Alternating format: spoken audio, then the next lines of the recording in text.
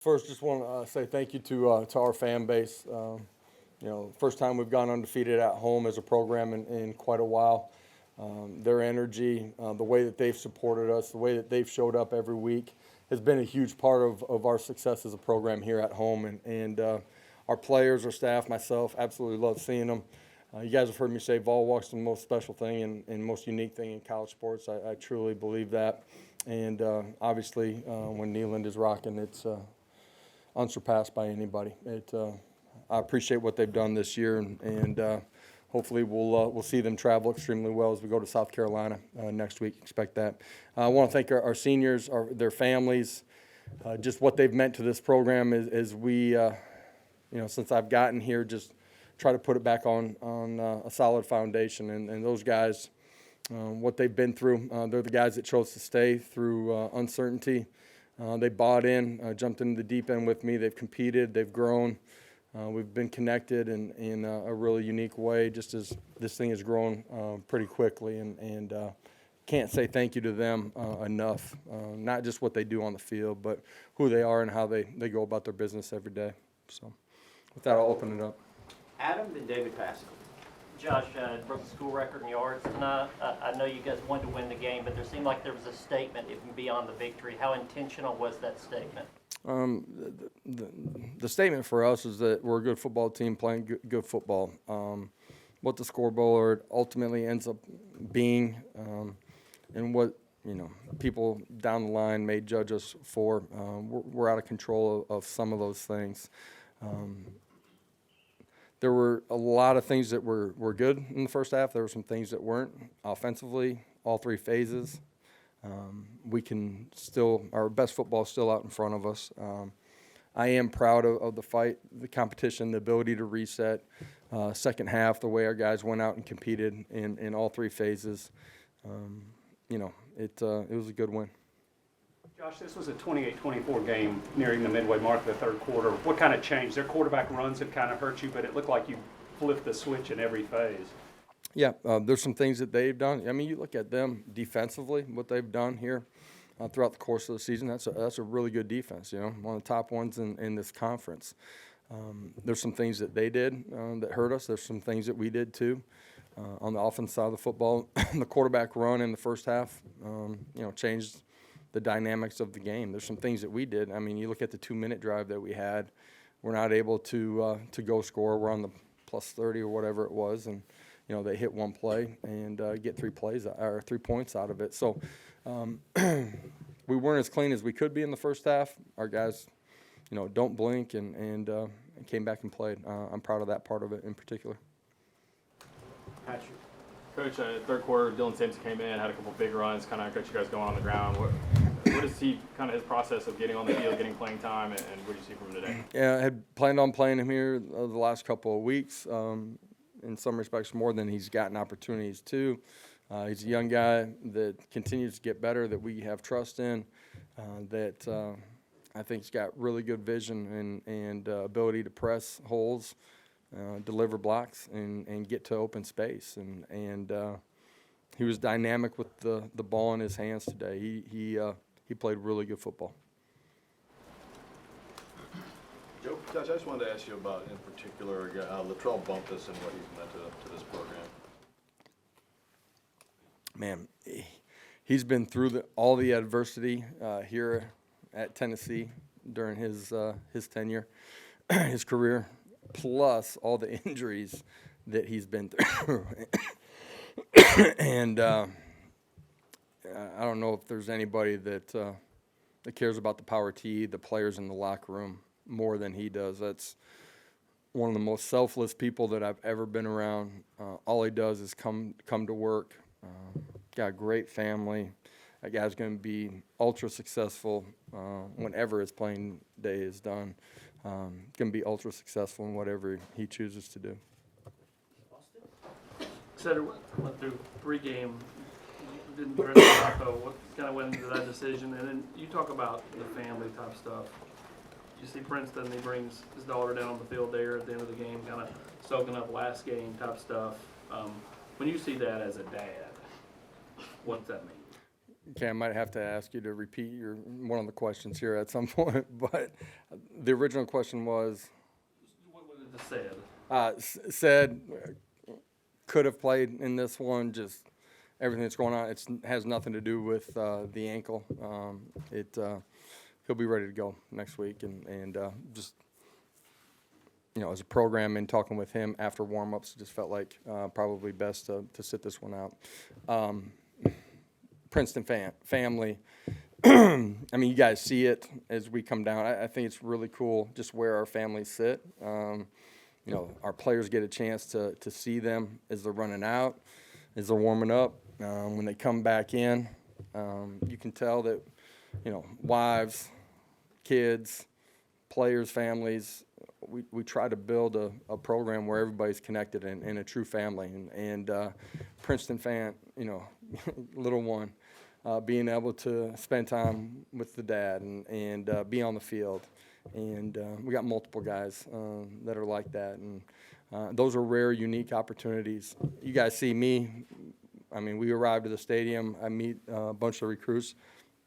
I take a 5-minute pause, and most of our coaches do, but I play catch with my kid. And those are moments that, as a dad, you're going to cherish. As a kid, I know, having been on the other side of that mean the world. And at the end of the day, those are the things that spur you on to do things the right way and continue to fight to get better. Jimmy and Patrick? Joshua, Missouri did cut it to 28-24. What was the mood on the sideline? Pretty calm. Certainly, the guys on the sideline, they don't panic. A week ago, I don't think we settled into the game and did the ordinary, and that starts with me and our assistant coaches and our players together. These guys have been resilient. You guys heard me say in the beginning of the week that I think I was asked the question, how do I think these guys are going to respond? We didn't just land at this spot. Like these guys have worked and earned it, and their characters and who they are has been revealed every day along the way. That's how we've gotten here, and good teams don't play perfect, but they do compete in a really positive way, and they reset, and our guys did that today. Without Cedric, Brew stepped up, had over 100 yards. What do you think he brought to the game in this matchup with the Missouri's defense? Yeah, consistency, playmaking ability, made some tight catches, worked over the middle of the football field extremely well. Had some big plays, had third down conversions. The way they matched things out was unique at times, and trying to find the right matchups to play against. Loaded box early in the first quarter, made it tough to run the football just right out the gate. And I thought, the pitch and catch was important in the early part of the game. Weston. Josh, that touchdown played out high there midway through the third quarter. How long had that one been in the back pocket? It looked like it was schemed up perfectly. And it's been in my back pocket for a while. It's been run different places, and brought it out this week. Just felt like we'd have an opportunity to sneak them out, but staff did a great job of coming back to that one, and it was timely. They cut it to 3 or 4 at that point, and it was a big time answer. Josh, what did you see from the defense making adjustments after it became a 28-24 game? What changed from that point defensively? For us, man, it wasn't a whole lot of scheme. Like for us, we just settled in and played better football. Quarterback run, we lost contain on them. We didn't handle the interior run off of some of our twist games. We didn't match out some of their stacks, formations the right way. And at the end of it, we settled in and made some plays that were routine plays, doing the ordinary things at a really high level. What led to some of those big quarterback runs early? Yeah, like I just said, out on the outside, we lost contain through the middle. Us not playing it off of our twist games to handle some of the quarterback run. Frank, middle. Back here, Coach. Toby Wilson gets to go in and make that final PAT. He got those chances against UT Martin too. But what's it like to see a guy like that get that moment? Yeah, Toby, a year ago, gets an opportunity because Paxton's nicked up, and he played a ton of football and did a heck of a job as our kickoff guy. This year doesn't get those same opportunities. there's not a better person inside of our program. Comes to work, competes every day, cares about the Power T and his teammates. When you have an opportunity where the scoreboard is the way it is to get the next guy in, those are awesome opportunities to let them go play, and those are big. Those are memories for those guys, and I think it's important to let those guys play football when they get a chance. Josh, regarding the quarterback runs, did you make adjustments there, or did you just execute better? Better execution on the back end of it. Far right. Go. Yeah. Coach, what did you see from Hendon, not just today, but the week leading up, to have his bounce back from last week? I think his energy, his ability to speak to his teammates, throughout the course of the week, but early in the week is a part of our guys handling it and responding the right way. You guys have heard me say it. Great teams have great leadership from within in the locker room, and we have really strong leadership. Hendon being as strong as anybody, and he affects our program in such a positive way. And being able to reset from last week, he's a huge part of that. Other questions? On Hendon, he obviously got the biggest cheer during senior day. I know it was a long time ago for you, but just that moment for him and hearing the crowd appreciate him, what was that like for you?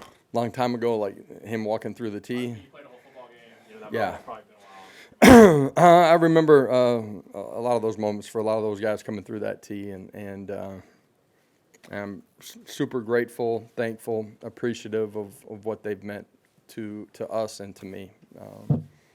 We're not here without those guys and what they've done. Hendon, man, like really powerful story, right? Just transfer in, didn't go right at the first stop. Young man that done getting named the starter, continues to pour into his teammates. Like, what a great lesson for everybody inside of our locker room. Becomes the guy, continues to grow, competes every day, shows up, works, becomes a great leader. Like, he's been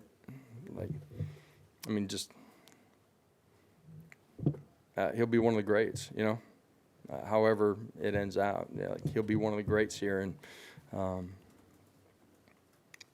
pretty cool story, and the perseverance that it takes to fight and go through that as a player. It's a hard thing to do, and doesn't go unnoticed, certainly, that whole road by me. Wes?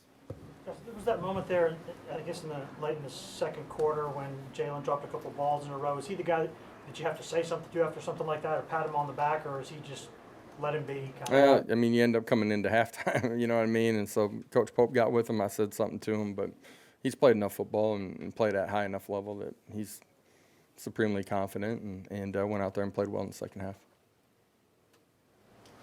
Last one in the back.